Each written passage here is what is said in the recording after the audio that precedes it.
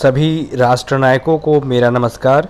मैं अखिलेश स्वागत करता हूं आपका आपके YouTube channel doctor AP education पर। इस सीटेट 2020 की वीडियो सीरीज के अंतर्गत जिन तथ्यों को अभी तक हम सभी लोगों ने पढ़ा है वह सीटेट के प्रतियोगी छात्रों के साथ साथ उन छात्रों के लिए भी उपयोगी है जो अभी डीएलएड की पढ़ाई ही कर रहे हैं या वे सिर्फ मात्र डीएलएड फर्स्ट सेमेस्टर के ही छात्र हैं। तो इस पूरी वीडियो सीरीज में हम सभी लोगों ने पढ़ना प्रारंभ किया है अभिवृद्धि और विकास से। तत्पश्चात बालक के विकास की विभिन्न अवस्थाओं का वर्गीकरण व उनकी विभिन्न अवस्थाओं का अध्ययन भी किया है। तत्पश्चात विभिन्न अवस्थाओं का अध्ययन करने के बाद हम सभी ने डे 4 यानी चौथे दिन जो टॉपिक पढ़ा था वह संबंधित था बालकों के सामाजिक विकास से। आज 5वें दिन हम सभी पढ़ने वाले हैं बालकों के नैतिक विकास से संबंधित तथ्यों के विषय में। तो आइए समझना प्रारंभ करते हैं कि क्या होता है नैतिक विकास और किस प्रकार से बालकों में यह व्यवहार आना प्रारंभ होता है। जिस प्रकार से मैंने पूर्व में ही कहा है कि आप सभी लोग अपने दैनिक जीवन में प्रयोग होने वाले ऐसे नियमों ऐसे शब्दों को रोज सुनते हैं, परंतु यदि उन्हें परिभाषित करने को कह दिया जाए तो आपके शब्दकोश में कमी हो जाती है। तो इसी बात को आप सभी लोग सीडीपी के पार्ट में पढ़ रहे हैं और यही बातें आपको कठिन लगती हैं, परंतु पूर्व में ही मैंने आपको वादा किया है कि आपको यह सभी चीज़ें आपके दिनचर्या की हैं और मैं आपको इस प्रकार से पढ़ाऊंगा कि ये सभी आपके आसपास घटित होती हुई घटनाएं ही लगेंगे। तो चलिए पढ़ना प्रारंभ करें नैतिक विकास में। आखिर क्या होता है नैतिक विकास और किस प्रकार से ये व्यवहार बालक सीखता है। तो अगर हम सिर्फ नैतिक विकास का मतलब क्या होता है, तो कोई चीज़ उम्र बढ़ने के साथ साथ सिखाई जाए या कोई चीज़ उम्र बढ़ने के साथ साथ परिवर्तित होती रहे तो वह विकास का अर्थ होता है। नैतिक का मतलब क्या होता है, नैतिक का अगर हम शाब्दिक अर्थ की ओर चलें तब हमारा थोड़ा सा अध्ययन और भी दिशागत हो जाएगा।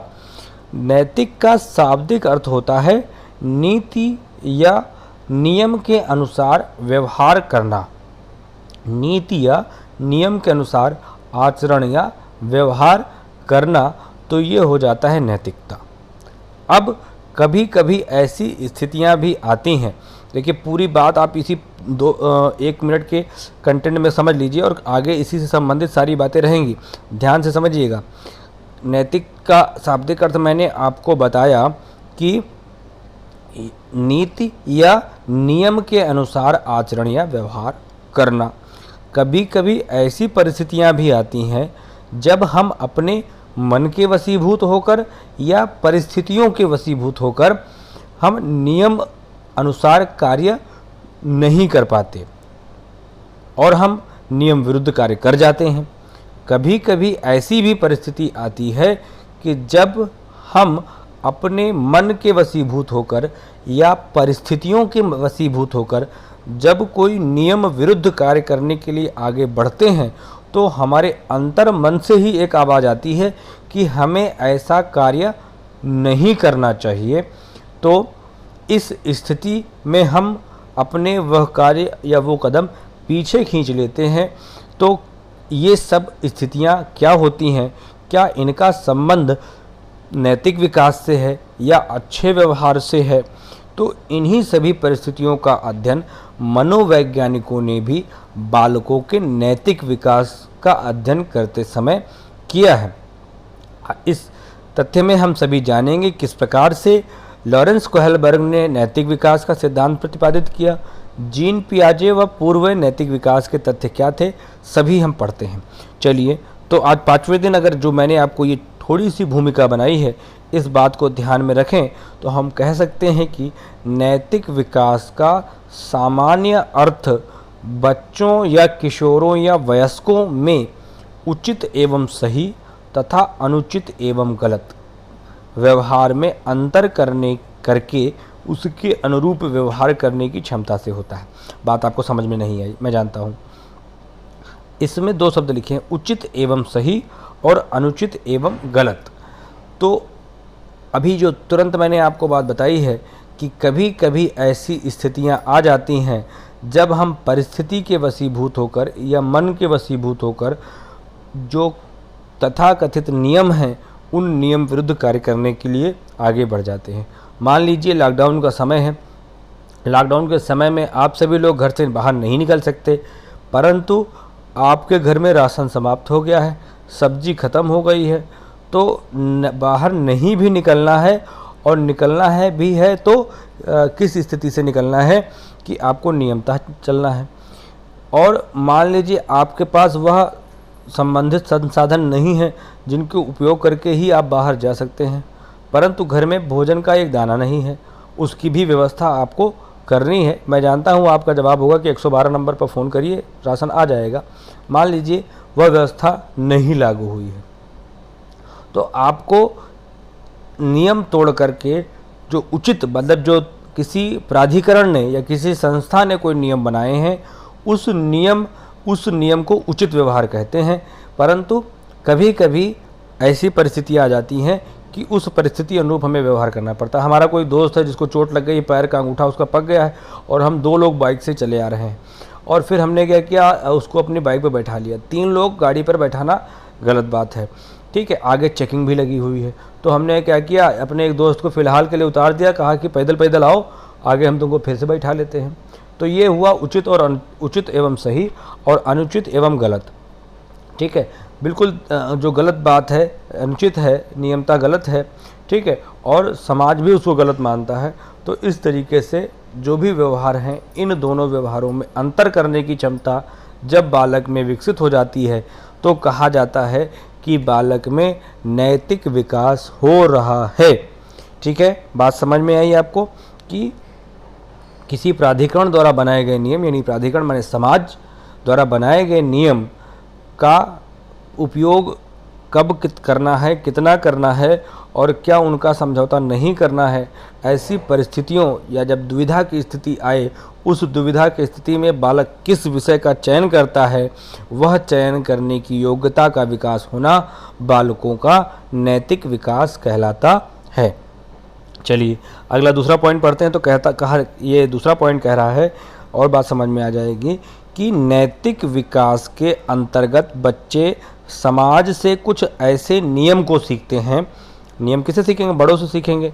कुछ ऐसे नियमों को सीखते हैं जिनके माध्यम से उन्हें सही व गलत व्यवहार के बीच अंतर करने में मदद मिलती है।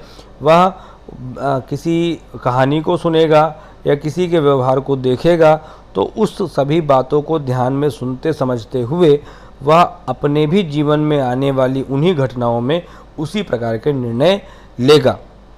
अब क्या हुआ कि जो नैतिक नियम, नैतिक विकास में सीखे गए जो नियम हैं या नैतिकता की विकसित होने के समय जो सीखे गए नियम हैं, उसी नियमों से ही बालक का आगे का व्यवहार जो है वो निर्धारित होगा। जिस प्रकार की नैतिकता का विकास हो रहा है, जिस प्रकार के नियमों के चयन की क्षमता उसमें विकसित हो रही है, उसी के आधार पर उसमें आगे के व्यवहार निर्धारित होंगे। आपने देखा होगा एक ही घर का एक बालक जो है वो किशोरावस्था तक आते आते वो नियमता अपने माता पिता का पालन करते हुए विद्यालय जाता है, आता है, सभी जो समाज के मान्य नियम है उनको करता है। एक ही उसी परिवार का बालक घर में चोरी भी करने लगता है, कॉलेज से बंक मार कर सिगरेट भी पीने लगता है। तो उसके जो अपने स्वयं के जो नैतिक नियम हैं, जो नियम उसने सीखे हैं, उसी नियमों से आगे उस बालक का व्यवहार भी निर्धारित होगा। और यह प्रक्रिया परेशान होने की ज़रूरत नहीं है, थोड़ा सा समझाने की ज़रूरत है, सिखाने की ज़रूरत है। यह नैतिक नियम या नैतिक विकास की प्रक्रिया उम्र बीतने के साथ साथ धीरे धीरे मजबूत होती चली जाती है, ठीक है। लेकिन अभी जब आगे लॉरेंस कोहलबर्ग का हम पढ़ेंगे नैतिक विकास का सिद्धांत, तो वो क्या कहता है उसको भी ध्यान से समझने की ज़रूरत है। अब आप सभी ने कहा कि हमने समाज से कुछ ऐसे नियम सीखे जो सही थे और उन सही नियमों के आधार पर ही हमने चलना प्रारंभ किया। कुछ लोगों को अपने उन सीखे गए सही नियमों का तोड़ मरोड़ भी कर दिया, ठीक, जिससे आगे उसके व्यवहार निर्धारित होंगे। अब और उम्र बढ़ने के साथ साथ बालक के नैतिक विकास बढ़ता चला जाएगा या घटता चला जाएगा, तो वो आगे के उसके व्यवहार बताएंगे। वैसे तो बालक में नैतिक विकास धीरे धीरे उम्र बढ़ने के साथ साथ बढ़ता है। अच्छी बात। अगली बात कही गई क्या कि ये जो नैतिक विकास हो रहा है बालक का, वो कुछ ऐसे कारक हैं जो उसके इस नैतिक विकास को प्रभावित भी कर रहे हैं, जो उसके इस नैतिक विकास को दिशा भी दे रहे हैं। तो आखिर कौन कौन से ऐसे कारक हैं? तो कहा कि 3 कारक हैं या 3 बीमाएं हैं जिनसे बालक के नैतिक विकास को दिशा मिलती है। पहला उन्होंने कहा संज्ञानात्मक बीमा, दूसरी मनोवैज्ञानिकों ने कहा व्यवहारात्मक बीमा, और तीसरी कहा सांवेगिक बीमा। तो पहली संज्ञानात्मक बीमा क्या है? संज्ञानात्मक विकासात्मक सिद्धांत जो है, कॉग्निटिव डेवलपमेंट थ्योरी जो है, वह जीन पियाजे की है, हम सभी जानते हैं। आगे मैं आपको संज्ञानात्मक विकास पढ़ाऊंगा भी, ठीक है। अभी यहाँ पर थोड़ी सी बात आपको बस बता देता हूँ। व्यवहार क्या है और संवेग को मैं डिटेल में बताता हूँ यहीं पर। तो संज्ञान का मतलब चीज़ों को देखकर समझना।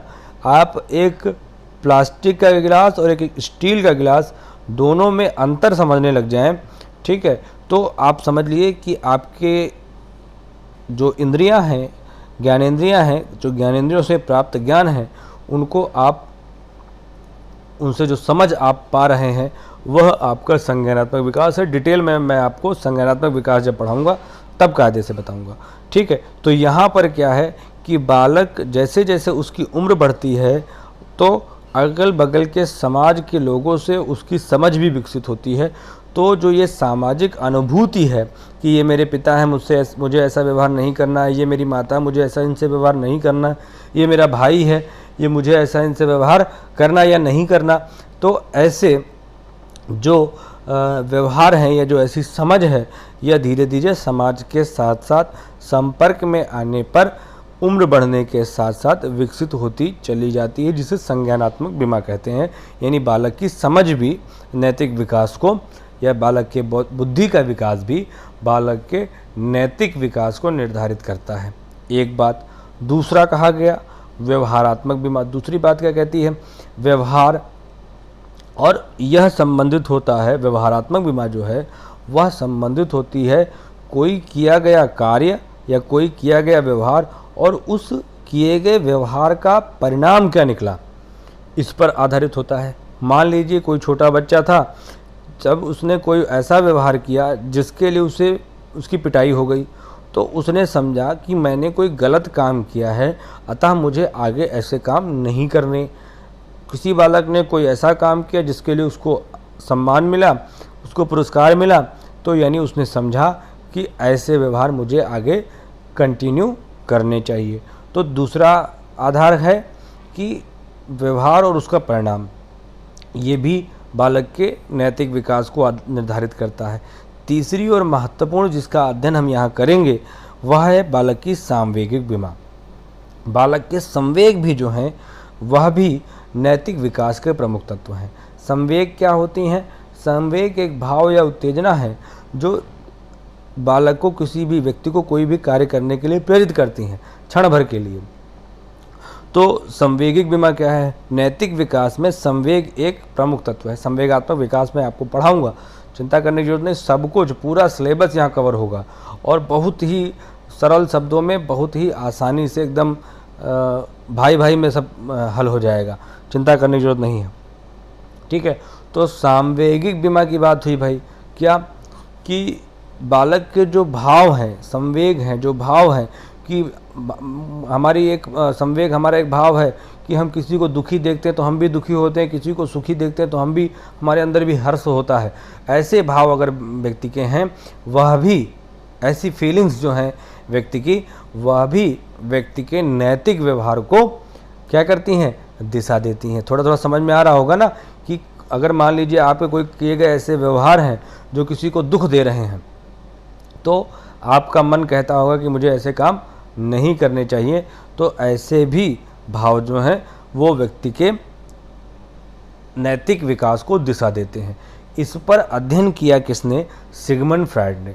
मनोविश्लेषणवाद का सिद्धांत जो है वो सिगमंड फ्रायड ने इस पर अध्ययन जब किया तो इसने कहा कि बच्चे लिंग प्रधान अवस्था में अपने लिंग के माता पिता से तादात्म्य स्थापित कर नैतिक नियम सीखते हैं।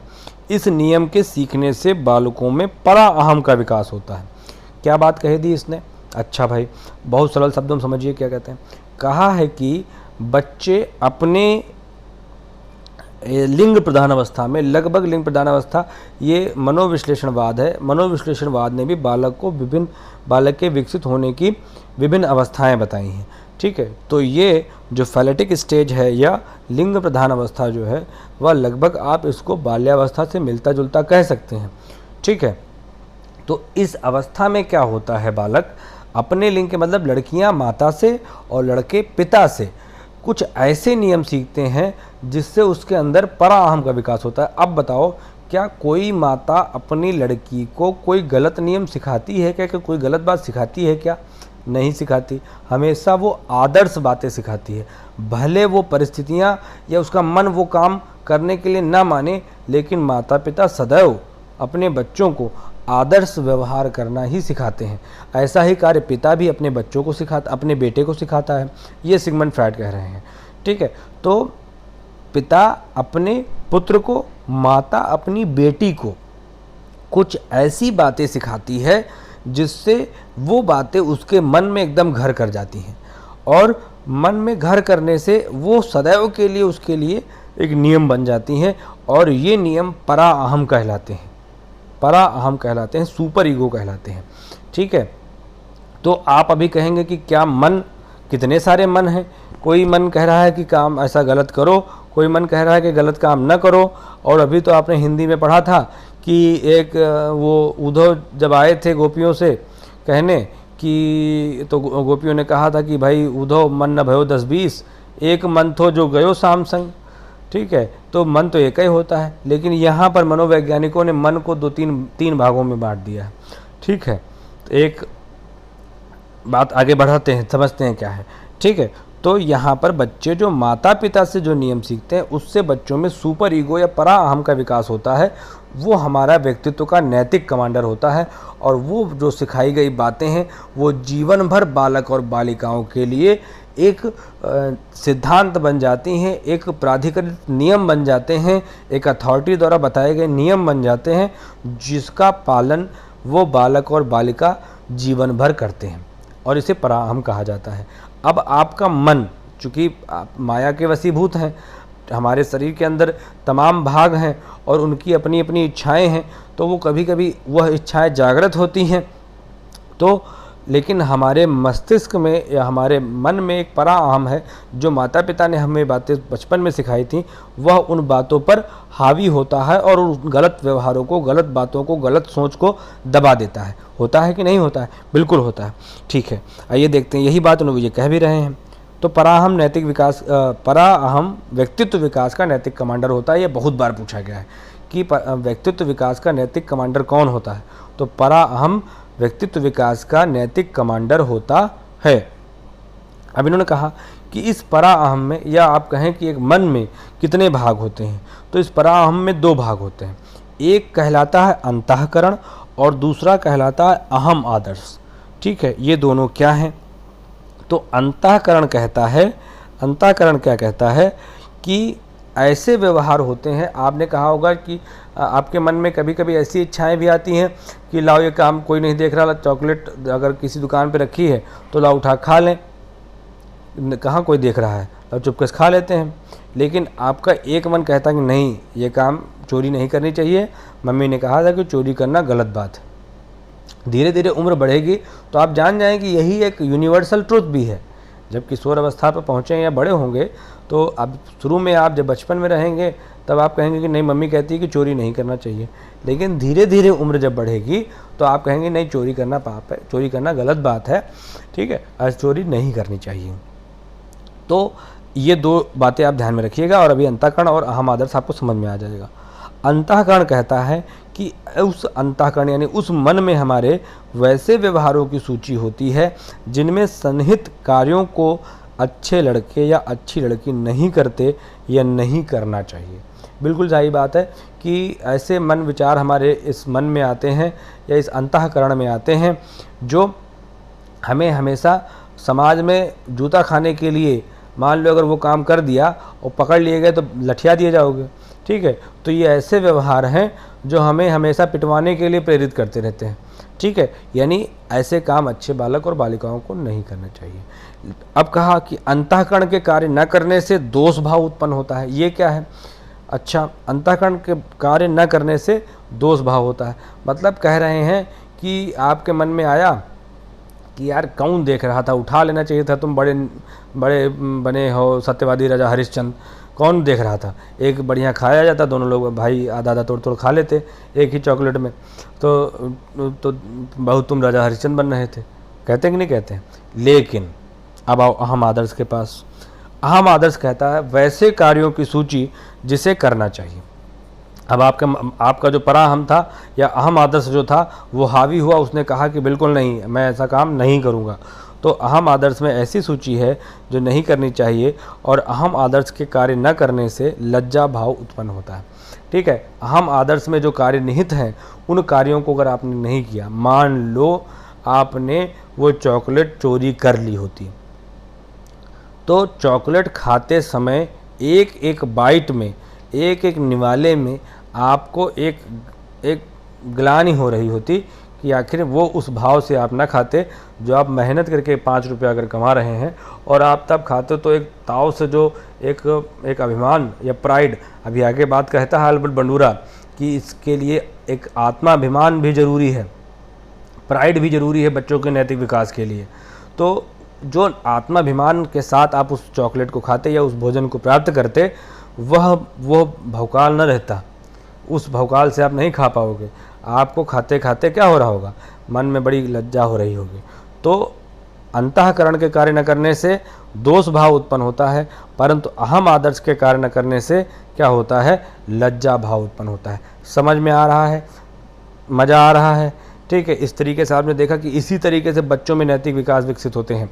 ये जो अंतःकरण और अहम आदर्श की स्थितियाँ होती हैं, उन्हीं के व्यवहारों का जो झंझावत है, या इन्हीं व्यवहारों के बीच की जो दुविधाएं हैं, इन्हीं के बीच जब बच्चा अपने मजबूत इरादों को प्रकट करता है, वह उसके नैतिक विकास का निर्धारण करते हैं।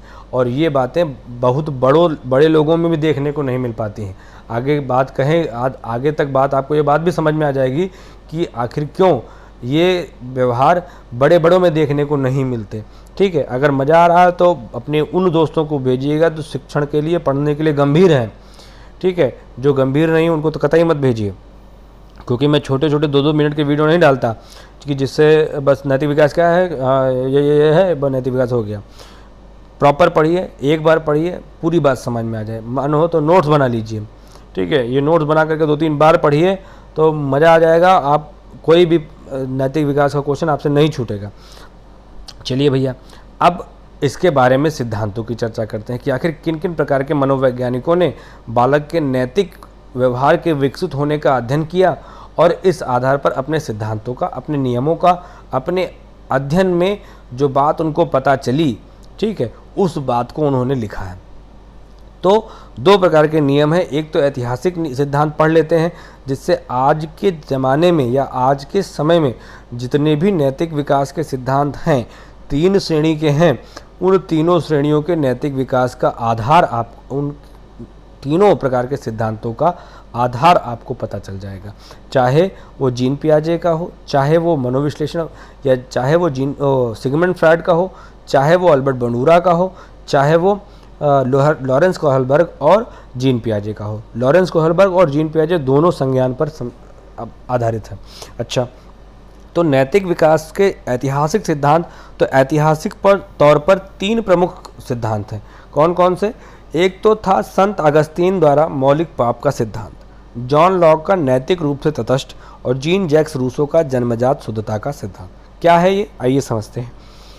कहा कि संत अगस्तीन द्वारा मौलिक पाप का सिद्धांत। संत अगस्तीन ने कहा कि बच्चे जो जन्म लेते हैं वो जन्म से ही शैतान होते हैं। आपने देखा वो बच्चे शैतान होते हैं, ना मानो ना उनको मना करो तो पता चला घरे पलट दें, पता चला मोमबत्ती जल रही हो तो पकड़ लें। ठीक है, तो बच्चे जन्म से शैतान होते हैं। बच्चे माता पिता जब उनको कूट काट के सही करते हैं, सही रास्ते में लेकर के आते हैं। वो ये कह रहे हैं, संत अगस्तीन कह रहे हैं कि मौलिक पाप का सिद्धांत, बच्चे मूल रूप से कैसे होते हैं, मूल रूप से शैतान रहते हैं। मतलब शैतान मतलब आप समझ रहे हो ना कि मूल रूप से वो नैतिक व्यवहार का पालन करते हुए नहीं होते, बाद में वो धीरे धीरे उन नैतिक व्यवहारों को सीखते हैं। ठीक है, तो अच्छा भाई आगे दूसरा कह रहा है जॉन लॉक का नैतिक रूप से तटस्थ। जॉन लॉक ने जब अध्ययन किया तो उन्होंने कहा कि ये जो बच्चे हैं ये बेचारे क्या हैं, ये मूल रूप से शैतान नहीं है, ये तो नैतिक रूप से तटस्थ हैं। जैसा आप इनको शिक्षण देंगे, जैसा आप इनको अधिगम कराएंगे, जैसी बातें आप इनको सिखाएंगे, वैसे ही बालक ये आगे आने वाले समय में बन जाएंगे। इसीलिए इन्होंने टैबुल राजा भी कहा। क्वेश्चन पूछा भी गया है कि नैतिक रूप से तटस्थ सिद्धांत किसने दिया, या टैबुल राजा का तथ्य किसने प्रस्तुत किया है, तो ये जॉन लॉक ने प्रस्तुत किया। तीसरा जीन जैक्स रूसो, या रूसो का आप सभी ने नाम सुना होगा, प्रकृतिवादी हैं ये कह रहे हैं कि जन्मजात शुद्धता का सिद्धांत। इन्होंने कहा बालक जो है वो बहुत अच्छा आदमी है भाई, वो तो जन्म से बहुत शुद्ध होता है, ये तो बड़े हैं, ये उठाईगीर हैं, ये बड़ों के संपर्क में आने के बाद इनके अंदर जो है वो कुरीतियाँ आ जाती हैं। बड़ों के संपर्क में, वयस्कों के संपर्क में आने पर इन बच्चों में गलत व्यवहार या जो अनैतिक बातें हैं वह बड़ों के संपर्क में आकर सीखते हैं। ठीक है, अब ये जो 3 सिद्धांत हैं उन, वैसे मैं सिलेबस में जो है आपको मैं उतना ही बताऊंगा, लेकिन समझ लेते हैं। ये जो 3 सिद्धांत हैं, पहला है मौलिक पाप का सिद्धांत, संत अगस्तीन ने दिया है। नैतिक रूप से तटस्थ जॉन लॉक ने दिया है। जन्मजात शुद्धता का सिद्धांत जीन जैक्स रूसो ने दिया है। पहला जो सिद्धांत है वो आधार है मनोविश्लेषणवाद का, जो नैतिक विकास का सिद्धांत है, सिगमंड फ्रॉयड का जो सिद्धांत है नैतिक विकास का, वो आधारित है संत अगस्तीन के मौलिक पाप के सिद्धांत पर। अल्बर्ट बंडूरा का जो सामाजिक अधिगम सिद्धांत है वो आधारित है जॉन लॉक के नैतिक रूप से तटस्थ सिद्धांत पर। मान लो पूछ लिया जाए कि सामाजिक अधिगम सिद्धांत नैतिक विकास का, देखो सामाजिक अधिगम सिद्धांत कई जगह दिया गया है। ठीक है, तो कई बातों को लेकर के दिया गया। यदि कहा जाए कि नैतिक विकास का सामाजिक अधिगम सिद्धांत किस पूर्व के सिद्धांत पर आधारित है, तो वो आधारित है जॉन लॉक के। तीसरा जो है वो है जीन जैक्स रूसो वाला जो है जन्मजात शुद्धता का सिद्धांत। ये जो है ये संज्ञानात्मक विकास और आपका क्या कहते हैं इनको, आपके जीन पियाजे और आपके लॉरेंस कोहलबर्ग पर आधारित है। तीसरी विचारधारा जो है वो जीन पियाजे तथा लॉरेंस कोहलबर्ग के नैतिक विकास के जो भी संज्ञानात्मक कॉग्निटिव डेवलपमेंट थ्योरी है उससे संबंधित है। चलिए अब आगे पढ़ना प्रारंभ करते हैं। ठीक है, सब्सक्राइब करना मत भूलिएगा चैनल को। ये नैतिक विकास का एक बहुत बड़ा सिद्धांत और है कि भाई इतना पढ़ रहे हो आप तो आपको चैनल को तो सब्सक्राइब करने चाहिए। और एक नैतिकता और कहती है कि रेलेवेंट ग्रुप में, मैं कह रहा हूँ रेलेवेंट ग्रुप में, जो पढ़ाई के लिए गंभीर हैं उन्हीं को भेजिए, सबको भेजने की ज़रूरत नहीं है। ठीक है, तो सिलेबस का और परीक्षाओं में हर बार पूछा जाने वाला इस टॉपिक से क्वेश्चन आता है और सदैव आता है। आप पूर्व के परीक्षा प्रश्न पत्रों को उठाकर देख सकते हैं। तो लॉरेंस कोहलबर्ग के नैतिक विकास का सिद्धांत, लॉरेंस कोहलबर्ग के नैतिक विकास का सिद्धांत संबंधित है, जीन पियाजे ने भी उसी फील्ड में काम किया है, उसी फील्ड में लॉरेंस कोहलबर्ग ने भी काम किया है।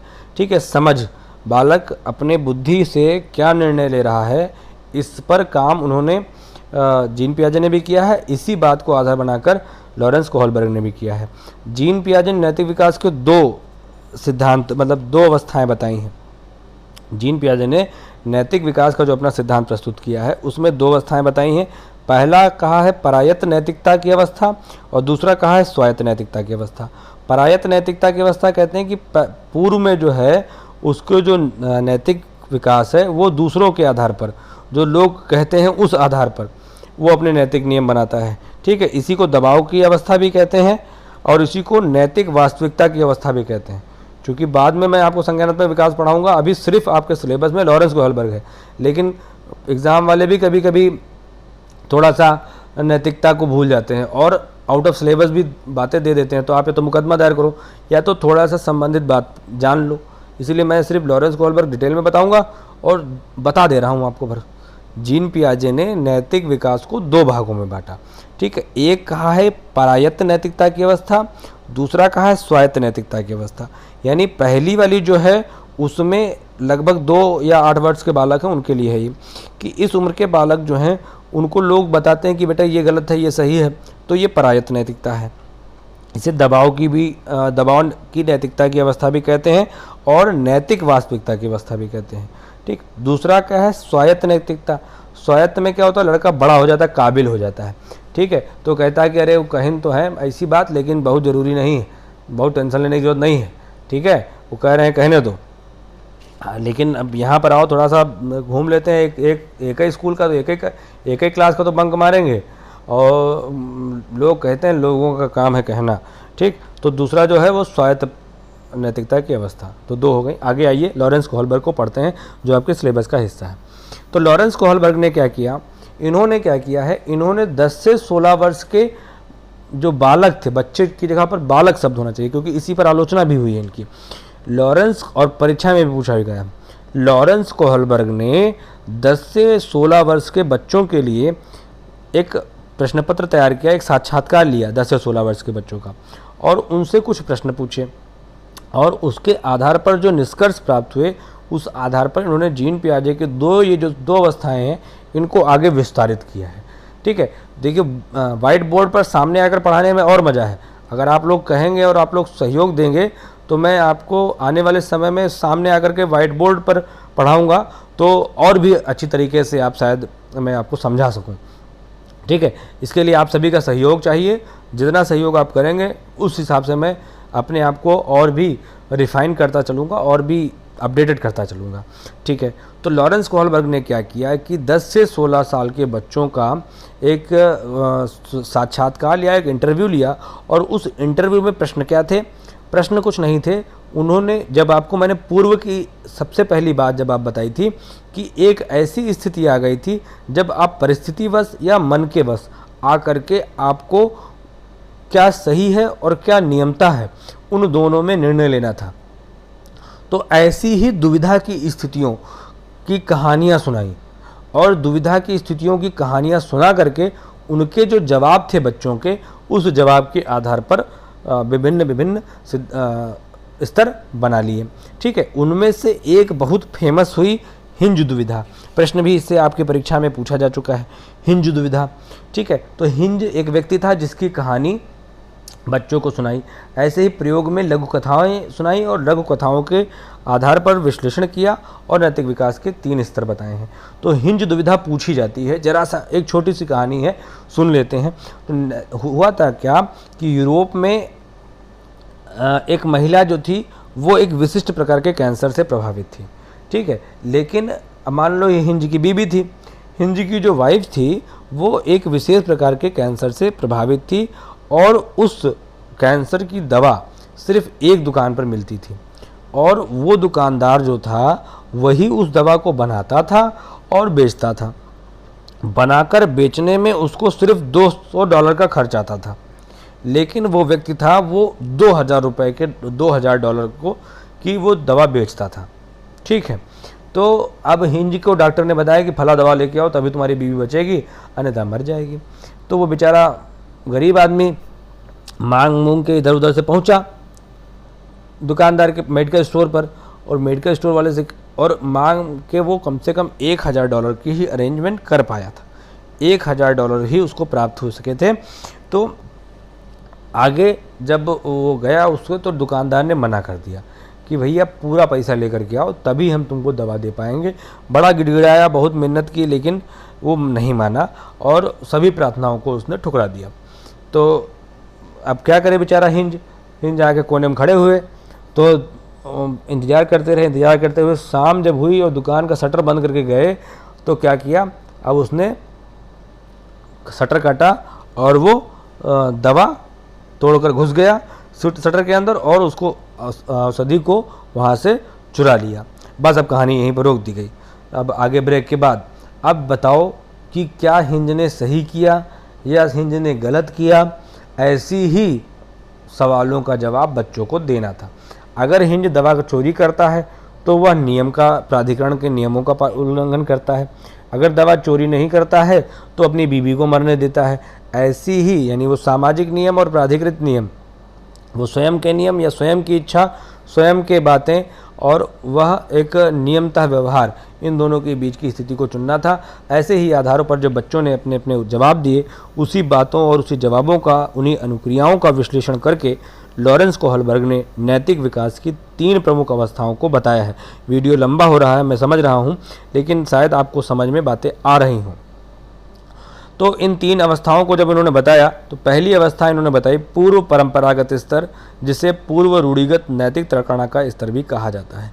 दूसरा, पहला पूर्व परंपरागत, दूसरा परंपरागत और तीसरा उत्तर परंपरागत। ठीक है, या रूढ़िगत नैतिक तर्कणा या उत्तर रूढ़िगत नैतिक तर्कणा का स्तर। ठीक है, 3 अवस्थाएं थी। इन तीनों के 2-2 उपस्तर भी थे। ये 3 अवस्थाएं थी, इन तीनों अवस्थाएं की 2-2 उप अवस्थाएं भी थी। 5 मिनट में कंप्लीट कर लेते हैं। हर बार प्रश्न इससे पूछा जाता है। पहला क्या है, पूर्व परंपरागत स्तर क्या है? इस अवस्था में लगभग 4 से 10 वर्ष के बालकों को माना गया है कि इस ऐसे जो व्यवहार हैं वो लगभग 4 से 10 वर्ष की आयु के बालक करते हैं। ऐसे व्यवहारों को जीन पियाजे ने 4 से 8 वर्ष के बालकों के लिए कहा था। ये अवस्था क्या है कि पूर्व परंपरागत स्तर में जितने भी व्यवहार हैं वो सभी व्यवहार दूसरों के मानकों से निर्धारित होते हैं। ऐसा नहीं होता कि क्या सही है क्या गलत, उसको खुद को कुछ नहीं पता है। जो भी उसके बड़े ने उसको सिखाया है उसी आधार पर उसके व्यवहार जो हैं वो निर्धारित रहते हैं। ठीक है, कैसे जो भी अच्छा या बड़ा बुरा व्यवहार है वो सभी आधारित होता है भौतिक परिणामों पर। कब उसको मार पिटाई हुई थी, कब उसको पुरस्कार मिला था, ये सभी आधार जो होते हैं वो दूसरों के द्वारा तय होते हैं और उसी आधार पर बच्चों के व्यवहार तय होते हैं। क्वेश्चन बहुत पूछा गया है कि किस अवस्था में बालकों के नैतिक व्यवहार दूसरों के मानकों पर आधारित होते हैं। तो किस अवस्था में है वो पूर्व परंपरागत नैतिक तर्कणा का स्तर या पूर्व परंपरागत स्तर पर होते हैं। ठीक है, 2 उप अवस्थाएं कौन कौन सी हैं? पहली उपावस्था है दंड एवं आज्ञाकारिता उन्मुखता और साधनात्मक सापेक्षवादी। दंड एवं आज्ञाकारिता क्या कहता है कि इस अवस्था में बच्चे दंड से दूर रहने का अभिप्रेरण मजबूत करते हैं और दंड से बचने के लिए ही, दंड न मिले इसीलिए ये कहते हैं कि माता पिता के प्रति वो सम्मान भी दिखाते हैं। सम्मान नहीं दिखाएंगे तो वो मार खा जाएंगे बेचारे। ठीक है, तो एक तो है दंड से बचने की, दंड से आधारित होकर के दंड से बचने के लिए वो आज्ञाकारी होते हैं और दंड न मिले उनको ऐसा कार्य वो व्यवहार वो करते हैं। दूसरा, साधनात्मक सापेक्षवादी उन्मुखता। इस अवस्था में बच्चों को पुरस्कार पाने की प्रबलता रहती है कि पुरस्कार अगर मिला तो वो व्यवहार को अच्छा मानते हैं, अगर नहीं मिला तो फिर कहते हैं गड़बड़ है, कुछ अच्छा नहीं है। ठीक है, तो 2 उपअवस्था, इसकी 2 उपअवस्थाएं हो गई। पहली कौन सी है आपकी दंड एवं आज्ञाकारिता उन्मुखता। ऐसा ही स्पष्ट ऐसे उन्मुखता जैसा शब्द का प्रयोग सीटेट की परीक्षा में किया गया है, इसीलिए मैंने वही शब्द का प्रयोग किया है। ठीक है, तो पहला है दंड एवं आज्ञाकारिता और पुरस्कार पाने की। ये दोनों क्या है? ये दोनों भौतिक परिणाम हैं जो दूसरों के द्वारा दिए जाते हैं। ठीक है, तो पूर्व परंपरागत स्तर जो है उस अवस्था में बच्चों के जो व्यवहार हैं वो दूसरों के मानकों से निर्धारित होते हैं। अगला दूसरा स्तर क्या है? दूसरा स्तर परंपरागत स्तर है। धीरे धीरे बच्चे जो हैं वो नैतिक नियमों को सीख रहे हैं और स्वयं के द्वारा व्यवहार करने के लिए आगे बढ़ रहे हैं, लेकिन अभी पूरी तरीके से ऐसा कर नहीं पाए हैं। 10 से 13 साल की अवस्था कही गई है। बच्चे दूसरों के मानकों को अंगीकृत कर लेते हैं और उन मानकों के अनुरूप व्यवहार करने लगते हैं। इस अवस्था में बच्चे मार और दंड से तो मतलब पुरस्कार और दंड से तो ऊपर थोड़ा सा उठ जाते हैं। यहाँ पर क्या स्थिति होती है? यहाँ पर बच्चे चूँकि आंतरिकृत कर चुके हैं नियमों को, समझ चुके हैं मन में, तो अब बच्चे प्रशंसा प्राप्त करना चाहते हैं। बच्चों को आप अगर उनमें नैतिक विकास कराना भी है तो आप उनकी प्रशंसा करिए, अच्छा ये काम किया, बहुत अच्छे काम किया। ठीक है, तो प्रशंसा प्राप्त करें, यानी बच्चे अनुमोदन पाने और निर्मोदन से दूर रहने का अभिप्रेरण करते हैं। अनुमोदन का मतलब होता है कि उसकी अप्रूव हुआ कि हाँ अरे ये तो बहुत अच्छा लड़का है, इसको सब लोग अपने साथ खेलने के लिए बुलाएंगे, तो अनुमोदन हो गया। निर्मोदन क्या होगा कि अरे यार ये तो बहुत गंदा लड़का है, ये सबको गाली देता है और इसके साथ कोई नहीं खेलेगा। ठीक, तो इस तरीके से निर्मोदन हो गया और अनुमोदन हो गया। सामाजिक क्रम संपोषित उन्मुखता क्या है कि इस अवस्था में बच्चे ये समझने लगते हैं कि समाज के प्रत्येक व्यक्ति को नैतिक नियमों के अनुसार व्यवहार करना चाहिए।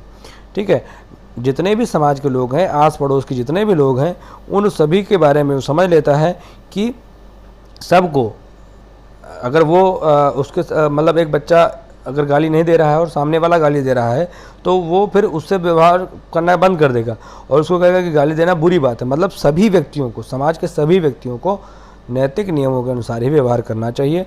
सामाजिक क्रम या सोशल ऑर्डर तभी मेंटेन हो पाएगा जब सभी लोग सामाजिक या नैतिक नियम का पालन करेंगे। एक ही व्यक्ति के नैतिक नियमों का पालन करने से सोशल ऑर्डर मेंटेन नहीं रहेगा। ठीक है, बड़े भाई का जो कार्य है वो करता रहे, उससे छोटे भाई का जो कार्य है वो करता रहे, उससे सबसे छोटे भाई का जो कार्य है, जो व्यवहार है वो करता रहे। इससे एक सोशल कॉन्ट्रैक्ट बना रहेगा और सोशल ऑर्डर बना रहेगा, जिससे आगे बात होगी। तीसरा और अंतिम स्तर है नैतिक विकास का उत्तर परंपरागत स्तर। लॉरेंस कोहलबर्ग के अनुसार इस अवस्था में बच्चों ने नैतिक आचरण को पूर्णतः अपने आंतरिकृत कर लिया है। किशोरावस्था तक पहुंच चुके हैं बच्चे, 13 वर्ष से ऊपर के बालक हैं ये, और सभी बालक समझ चुके हैं कि मेरे लिए क्या गलत है, मेरे लिए। आपको हर बार आपके शिक्षकों द्वारा उस हाई स्कूल या इंटर में ये कहा गया होगा कि अब आप लोग बच्चे नहीं रहे, आप लोग अपने भविष्य के बारे में खुद सोच समझ सकते हैं और आप जानते हैं क्या आपके लिए अच्छा है, क्या आपके लिए बुरा है। तो इसलिए बार बार आपको समझाना अच्छा नहीं लगता, इसलिए आप स्वयं ही चुपचाप बैठ करके अपना अध्ययन किया करिए। ऐसी डांट आप सभी ने खाई होगी। ठीक है, तो वो इसी से संबंधित है, उत्तर परंपरागत स्तर। ठीक है, इस अवस्था में बच्चों के नैतिक आचरण पूर्णतः आंतरिकृत हो चुके होते हैं और यह नैतिक विकास का सबसे उच्च स्तर है। अब इस उच्च में उच्चतम कौन सा है, आगे देखते हैं। सामाजिक अनुबंध उन्मुखता, सोशल कॉन्ट्रैक्ट।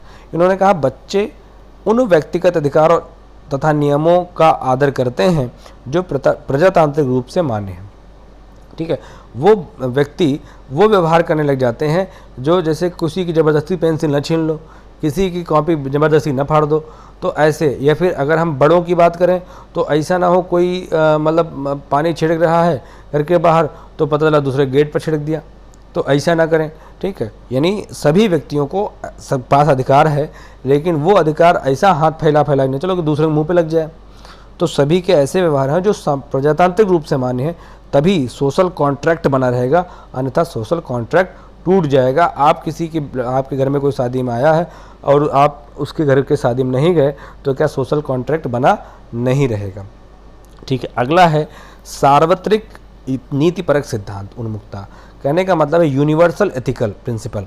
इसमें क्या है कि जब बच्चा जान जाता है कि सत्य बोलना, सब जगह सत्य बोलना अच्छी बात है, लालच करना बुरी बात है, तो ये सारे नियम जो है वो सब क्या है, यूनिवर्सल एथिकल हो जाते हैं। और वो जानता है कि ऐसी बातें तो सब जगह होती हैं, कहीं नई बात नहीं होती। और यहाँ पर बच्चे जो है सब जगह पर ऐसे ही बात करते हैं जिससे उनको कहीं पर भी उनकी बुराई ना हो। या फिर दूसरी एक बात है आत्मनिंदा होती, स्वयं से उसको लज्जित ना होना पड़े। स्वयं से अब जब भी वो अपने व्यवहार का आकलन करने बैठे तो उसको ना लगे कि मेरे व्यवहार द्वारा फला व्यक्ति अपमानित हुआ या फला व्यक्ति दुखी हुआ, या खुद से उसको आत्मनिंदा। ठीक है, दूसरे की निंदा नहीं है, स्वयं से अगर उसने अपनी निंदा करनी पड़े तो उसके लिए वो बचता है ऐसा कार्य करने से। ठीक है, यह सामाजिक स्तर का सबसे उच्चतम स्तर है। जब व्यक्ति स्वयं से समझ जाए कि मैं ऐसा काम करूँगा, तुम मेरा अंतर्मन मुझे बैठने देगा क्या, मेरा अंतर्मन मुझे ऐसा कार्य करने के लिए कोई भी प्रोत्साहन देगा, तो ऐसी इच्छा जब आपके मन में आने लगे तो जान जाइए कि आप नैतिक विकास के सबसे उच्चतम स्तर पर हैं। और यह किशोर सार्वत्रिक नैतिक नियम की नैतिकता रहती है। ठीक है, यहाँ पर। और ऐसा भी कभी कभी होने लगता है कि इसी अवस्था तक बच्चे आते आते इसका अपोजिट भी हो जाता है। बच्चे क्या कहते हैं कि यहाँ किशोर दूसरों के विचारों या प्रतिबंधों से स्वतंत्र होकर अपने आंतरिकृत मानकों के अनुरूप व्यवहार करता है। ठीक है, कभी कभी इसका उल्टा हो जाता है कि बच्चे कहते हैं हम पी रहे हैं दारू तो हम पी रहे हैं, तुमसे कोई मतलब तो है नहीं। ठीक है, तो लेकिन यहाँ पर नैतिक विकास का संबंध है, इसको उस रूप में मत ले जाइएगा। यहाँ पर क्या है, बच्चे का अपना बन गया है नियम कि हम 2 लोग बाइक पर चलेंगे, तीसरा नहीं बैठाएंगे, चाहे जितनी भी, अगर हमको पैदल चलना होगा तो हम कह देंगे लो भैया मोटरसाइकिल ले जाओ, ये आदमी बीमार है, हम पैदल आ रहे हैं, तुम इनको लेकर के इनके घर पहुंचा दो। ठीक है, ये उसके अपने सभी नियम उसके अंतर्गत आंतरिक हो चुके हैं। अब वह अपने पराअहम पर कमांडेड होकर के वो निर्णय लेगा। और ये इस प्रकार से तीनों स्तर थे, पूर्व परंपरागत, परंपरागत और उत्तर परंपरागत स्तर। पूर्व परंपरागत स्तर में बच्चों के नैतिक व्यवहार दूसरों के मानकों पर आधारित होते हैं। दूसरे स्तर पर उत्तर परंपरागत स्तर तक आते आते बच्चों के व्यवहार पुरस्कार पाने या फिर क्या बात करते हैं कि बच्चों के अनुमोदन और निर्मोदन से बचने के लिए, ठीक है, प्रशंसा प्राप्त करने, अच्छा लड़का और अच्छी लड़की, यह ऐसी लाइन पूछी गई थी, अच्छा लड़का और अच्छी लड़की बनने की उन्मुखता किस अवस्था में होती है, तो ये आपकी उत्तर परंपरागत स्तर की अवस्था है, ठीक है। उत्तर परंपरागत में पूरी तरीके से सारे बातें, सारे नियम आंतरिकृत हो चुके हैं और जानता है कि ये सभी नियम पूरी दुनिया में चलेंगे और ऐसे ही मुझे कार्य व्यवहार करना चाहिए। तो अगर आप आत्मनिंदा से बचने लगे और खुद से सभी चीज़ों को प्रेरित होकर के कार्य करने लगे तो आपके अंदर नैतिक विकास का सबसे उच्चतम स्तर पहुंच चुका है। लेकिन लॉरेंस कोहलबर्ग कहते हैं कि ऐसा आपने बहुत सबको तो देखा नहीं होगा। बहुत सारे लोग लालची रहते हैं जो पुरस्कार पाने के लिए ज़िंदगी भर वहीं अटके रह जाते हैं। तो कोहलबर्ग का मत है कि सिर्फ 25% लोग ही ऐसे होते हैं, 25% से कम लोग हैं जो नैतिक विकास के उच्चतम स्तर तक पहुंच पाते हैं। इसीलिए आप आज समाज में देख रहे हैं कि ऐसी समस्या आन पड़ी है। तो ये बातें हो गई आपके नैतिक विकास और नैतिक विकास से संबंधित सिद्धांतों की। अब आलोचनाओं का एक प्रश्न आया है, जरा सा फटाक से पढ़ लेते हैं। तो कहा गया कि लॉरेंस कोहलबर्ग के नैतिक विकास की आलोचना किस आधार पर की गई है। तो पहली आधार तो वो है जो मैंने आपको बताया था कि बालक, मैंने कहा था ना 10 से 16 वर्ष के बालकों का इन्होंने, तो लिंग पूर्वाग्रह रहा कि बालिकाओं को क्यों नहीं लिया तुमने, लड़कियों को क्यों नहीं लिया। तो ये एक लड़ाई हो गई। तो इन्होंने कहा कि तुम वो हो, बायस्ड हो बच्चों लड़कों को लेकर के, तो लिंग पूर्वाग्रह ही हुआ। दूसरा हुआ पश्चिमी सांस्कृतिक पूर्वाग्रह। इन्होंने यूरोप का एक कहानी सुनाई थी तो उन्होंने कहा कि ये पश्चिमी है, भारत से संबंधित नहीं है, या अन्य कोई देश भी, इसको आलोचना इन्होंने इस आधार पर कही, पश्चिमी सांस्कृतिक पूर्वाग्रह। तीसरा इन्होंने कहा काल्पनिक दुविधा। ये सब कहानियाँ हैं, ये कोई रियल लाइफ की तुम बताओ तो बात समझ में आए। तो इन 3 बातों पर इसकी आलोचना हुई है। चैनल सब्सक्राइब जरूर करिएगा, तभी आगे के तथ्य आपको पता चल पाएंगे। आखिरी बात कि इस नैतिक विकास का संबंध व्यक्ति के किन किन अन्य कारकों से होता है, तो बालक की बुद्धि से भी बालक के नैतिक विकास निर्धारित होते हैं। उम्र व्यतीत होने पर या धीरे धीरे उम्र व्यतीत होने के बाद बालक को नैतिक व्यवहार नियमित होते चले जाते हैं। यौन अंतर बालकों में कैसा नैतिक व्यवहार होता है, बालिकाओं में कैसा नैतिक व्यवहार होता है, ये भी बड़ा फर्क डालता है। समूह के मानक, अपने अपने समूह के, हमारे समूह के क्या मानक हैं, आपके समूह के क्या मानक हैं, अलग के समूह के क्या मानक हैं, ये भी समूह के मानक। कहीं हमारे यहाँ छोटे कपड़े पहनना थोड़ा सा लोग इसके लिए आलोचना कर देते हैं, कहीं पर ये फैशन है, कहीं पर बिल्कुल भी मना नहीं करते, ठीक है। तो ये समूह के अपने अपने मानक हैं जिसके आधार पर बालकों के नैतिक व्यवहार होते हैं। और तीसरा है अभिप्रेरणात्मक व्यवहार, ठीक है। अभिप्रेरणात्मक यानी स्वयं से, अभिप्रेरणा यानी किसी को प्रोत्साहन देना, उससे आधारित जो व्यवहार है वह भी बालकों के नैतिक व्यवहार को नियमित करते हैं। तो इस प्रकार से वीडियो जरूर लंबा हो गया, लगभग ये आपका हो गया है 40-48 मिनट का वीडियो हुआ है, लेकिन मेरे हिसाब से पूरी बातें कवर हो चुकी हैं। तो अब प्रयास करिएगा कि पूरा वीडियो देखिए। अगले लेक्चर में हम लोग मिलते हैं, तब तक के लिए भारत माता की जय।